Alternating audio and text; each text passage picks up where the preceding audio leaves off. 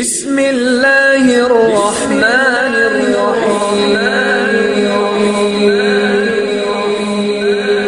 أتيت اليوم يا رمضان بالأنوار تسقينا تعيد نسائم الإيمان تحيينا الضها فينا. بسم الله الرحمن الرحيم. السلام عليكم ورحمة الله وبركاته. dhegeystayaal halka naga dhegeysanaysaan waa idaacadda quraanka kariimka.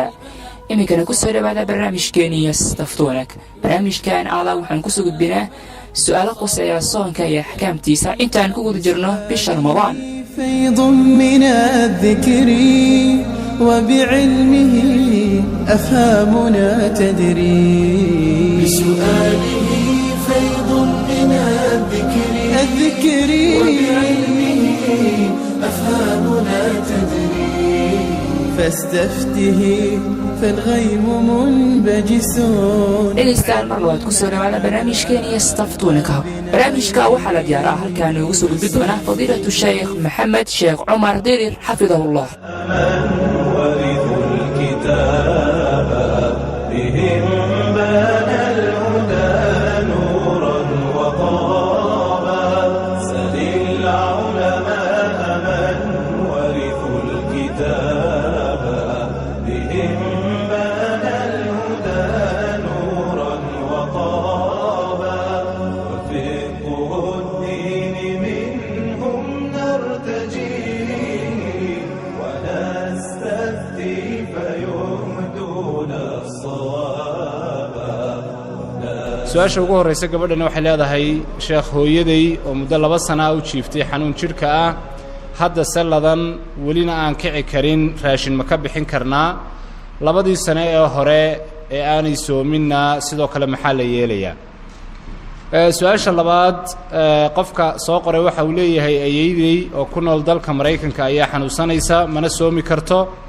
qof ayaanay bisha Ramadaan afurisa oo ay afursiisaa marka waxa uu leeyahay qofka ay afurka siinaysaa meel kale ma ka afuri karaa tusaalahan haddii casuumad loogu yeedho ama waxyaalaha midka mise keliya wuxuu cunayaa un wixii qofka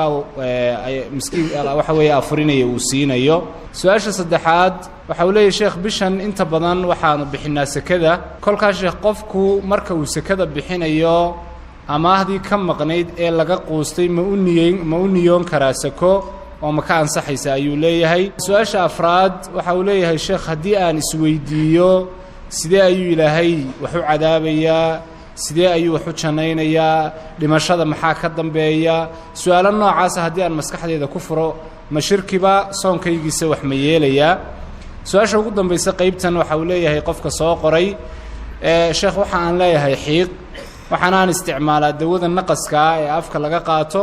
marka aniga oo sooman haddii aan naqasku i qabto ma isticmaali karaa soonkaygiisa wax ma noqonayaa الحمد لله والثناء لله والصلاة والسلام على رسول الله وعلى آله وأصحابه وسلم تسليما كثيرا قفك بكانك إنه لبا قيبات نقنية marka hore uu iska afuraya sharciga u baneeyay sidoo Ilaahay ba ku sheegay suuratul baqara aayadaha uu kaga warramaya soomka 2 jeer buu soo celiyay xagga hore iyo xagga dambe qaybta dambe waxa uu waman kaana mariidan aw ala safarin fa'iddatun min ayaamin ukhra qofkii ama socdaal ku jira ama buka ha iska cuno ruqsad buu haystaa iyo fasax hana soo qaleeyo waa hadduu qaleyn karayo haddaanu qaleyn karayninna raashin ha bixiyabayn marka sanadihii hore iyo sanadaha dambe iyo kuwan imankaba dee wuxuuna leeyahay qofkii ma qaleyn karaya mise ma qaleyn karaya haddaanu qaleyn karayn raashinkaas u bixinaya su-aasha odhanaysa miskiin baan wax siiyaa maalin walba marka hadduu meel kale wax ka cuno maalintaasi miyay ii jirtaa dee mee kuuma jirta adiga kaama cunina dad kale u ka cunay maalintaa dad kale uu casuuman yahay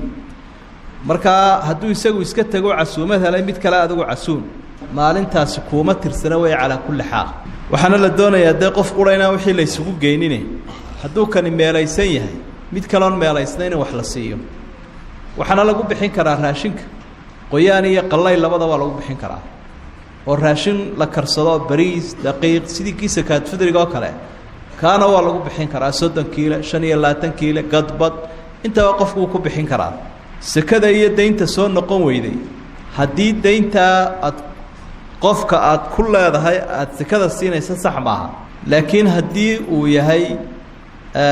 adiga hadday tahay taasuma imika ina khusaysee culimadu waxay leeyihin maya dheef adiga kugu soo noqonaysa wey qofkii dayn baad ku lahayd waad ka soo saari weyday waxaad leedahay waar iska tag sekadii baanu ku xisaabinay aduun bay kugu soo noqoto adiga ayuunbaa dheeftaa iska leh marka waad ismacaashsiisa adigoo miskiinkiisiiyo cunay oo kale dhinacaasay qola ka eegayaan qolana waxay ka eegayaan dee ilaahay wuxu uhi aqiimu salaata wa aatu zakaa sekada dhiiba baa layidhi mabaad dhiibinba waxayd adigu inaad qofkan u dhiibto umaad dhiibin way jiraan culimada qaar baneeyo le alibraa'u walicطaa'u humaa sawa inaad qofkii ka saamaxday iyo inaad siisaa waa isku mid oo waad jiidis iyo qaadis way jiraan qaar leh sida xalaal miirashada badani waxa weeye kana inaad ka raadsato kuwa kalena aada siiso sekada su-aalahan uu ninkani sheegay inuu isweydiiyo sidee buu ilaahay qofka u janaynaya muxuu cadaabayaa dembigan ilmaha yar maxaa loogu cadaabaya arrimahaas qofku kol haddii aanu afka ka odhanin ficilna samaynin ee wax uurka ku soo wareegaya ay tahay oo dee laabtiisa un kusoo noqnoqonaya shaydaankuubuu iska naaraya waswaaska ah shaydaankuu iska naaraya wax dhibana ma leh siduu nebigu leeyahay calayhi salaatu wasalaam xadiidkii sugnaa ina allaha tajaawaza liummatii camaa xadaat bihi anfusuha calaa macna xadiid ilaahay ummaddayda wuxuu u dhaafay wixii nafteeda ay ugu sheekayso wuxuu qofku naftiisa ugu sheekeeyo bahasha bakhaakda la yidhaahdo iyo soomka waa oxygiintoo kale un qofkuu neefsanayo saa daraaddeed wax dhib a ma laha oo cuno iyo cabid looma tixgelinayo markaa hawadaa uu qofku isku furayo naqaska ka jaraysa markuu naqas ku dhegan yahay hadduu isku buufiyo balaayo ma laho soonka kama jebinayso wallahu aclam بسؤاله فيض من الذكر وبعلمه أفهامنا تدري dhegaystayaal halkaad naga dhegaysanaysaan waa idaacadda qur-aanka kariimka nadhabu faasilan qasiran in sha allah ثم نعود إليكم فابقوا معنا حتى تتواصلوا معنا برنامجنا يستفتونك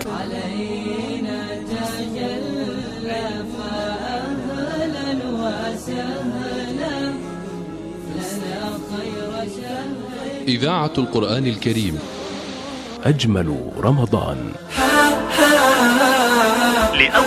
لأول مرة تعلن إذاعة القرآن الكريم عن انطلاق المسابقة الرمضانية الثقافية. تابعونا يوميا خلال أيام شهر رمضان المبارك عبر أثير إذاعة القرآن الكريم. إذاعة القرآن الكريم. يا أهل ذكر الله إن لنا بسؤالكم نورا على صدري. sheekh aabbahay ayaa guriga nagula nool annaga oo qoys ah ee aabba ma tukada mana soomo si walbana waanu la hadalay marka ma ii bannaan tahay inaan anigu guriga uga guuro oo aanu meel kale dego aan iskaga taga ma ii bannaan tahay ayay leedahay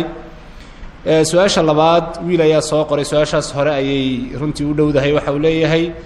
sheekh aabbahay waxa uu dhaqan ka dhigtay cayda ilaahay nebiga iyo diinta isaga ayaana biilkana siiya oo reerka biiliya kolkaa biilkaasi muxuu noqonayaa aanu cunaynaa buu leeyahay su-aasha afraad waxa uu leeyahay sheekh waxaa jira dad badan oo wakhtiyadan bisha ramadaan masaajidada dhexdooda ku isticmaala baraha bulshada sida facebook iyo waxyaabaha la midka ah marar badan iyagoo khayr ka daawanaya se wixii waa mareeg oo waxyaabo badan baa kaaga soo bixi kara adigoon ku talagelin markaa ramadaankii iyo masaajidkii wax ma yeelayaan su-aasha qaybtan ugu dambaysa waxa uu leeyahay sheekh nin iyo xaaskiisii ayaa waxay isku qabteen arrimo caafimaad ninkiina waxa uu ku yidhi gabadhii xaq iiguma lihid inaan dhakhtarku geeyo kolkaa sheekh caafimaadku miyuu ka mid yahay xuquuqda ay haweenaydu ku leedahay ninkeeda waa nasiib darro ku dhacday awlaadda waalidkoodu aanu tukanaynin ama soomaynin ama diinta iyo wacaa iyo waxyaabaha muqadasaadka ah nasiib darro weeye cid waliba laakiin door bay leedahay iyo kaalin ay qaadato isaguma qasbi karo waa waalidki laakiin wuxuu ku leeyahay talo iyo nasiixa dibqan liqowlihi tacaala isagoo aayadda ku camalfalaya ilaahay uhi subxaanahu wa tacaala yaa ayuha aladiina aamanuu quu anfusakum waahliikum naara naftiina iyo ehelkiina naar ka nabadgeliya buu laayay wa min baab watacaawanuu cala albiri waataqwa waxa wanaagsanna isu kaashada buu ilaahay yidhi alla ka cabsiga marka waxaad isku dayaysaa xasba istitaacatik inta aad kari karayso inaad la taliso waaniso dad wanaagsan ku xidho laakiin masruufka uu idin siiyo mar haddii aanu xaaraan ka soo shaqaynin isaga waa isticmaali kartaa waa cuni kartaa inantaad kalee tidhi waalidka miyaan uga guuraa gurigana maya ha uga guurin laakiin sidaa aynu sheegnay wixii aad siin karaysana sii nasiixadaa iyo taladaa wanaagsanna sii ilaa ilaahay wuxu uhi wasaaxibhumaa fi dunyaa macruufa dee xataa xagga diinta ku xuyin ama gaalba uu yahay la dhaqan wanaagsan u samee adduunyada lacala allaaha yahdii waa laga yaabaa inuu ilaahay soo hanuuniyo laa tadrii lacala allaha yuxdiu bacda daalika amraa waaba laga yaaba waxaanaad filayn inuu ilaahay ka keeno markaa taladaasaynu raacin lahayn labadaa qofa waalidka ka cawday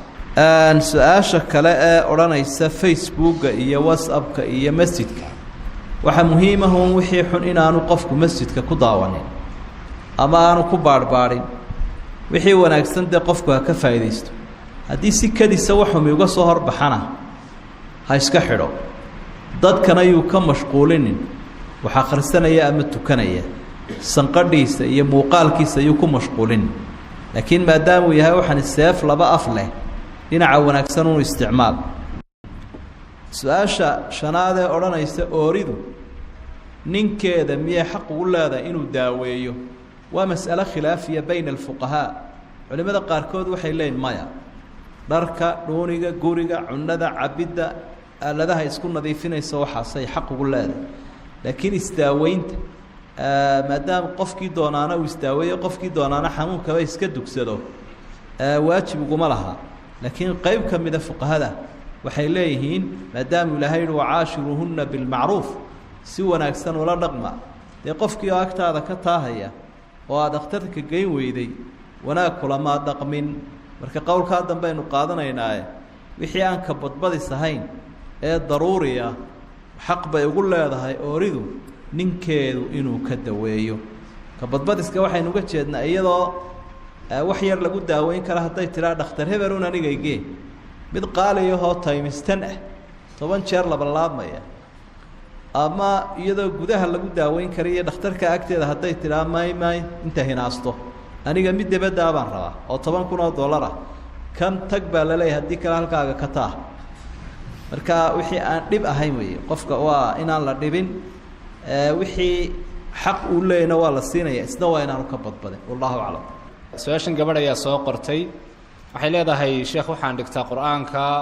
waxaanan aad u necabahay runtii qur-aanku inuu iga kala go-o marka waxay leedahay marka aanan daahirka ahayn mobilka ayaan qur-aanka ka diyaariyaa oo aan kaga baxaa marka ma ii bannaan yahay mobilkaas inaan qur-aanka ka diyaarsado casharka iyo subciska labadaba kitaabka qur-aanka waxaan leeyahay mobilka haddii kitaabka intoo laga soo saaro laga eegayo sidan kitaabka oo kale waa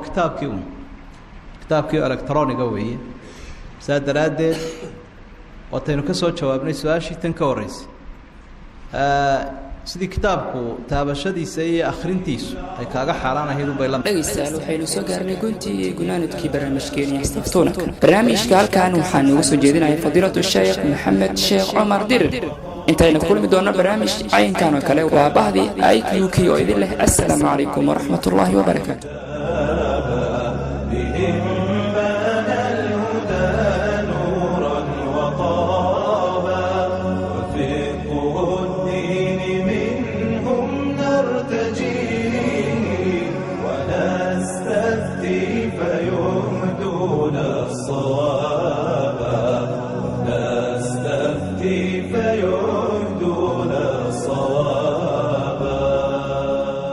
هنا إذاعة القرآن الكريم نتواصل معكم أينما كنتم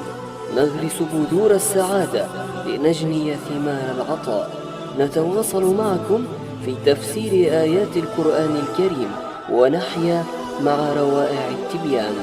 نسأل الله عز وجل شانه أن يجعلنا وإياكم من أهل القرآن.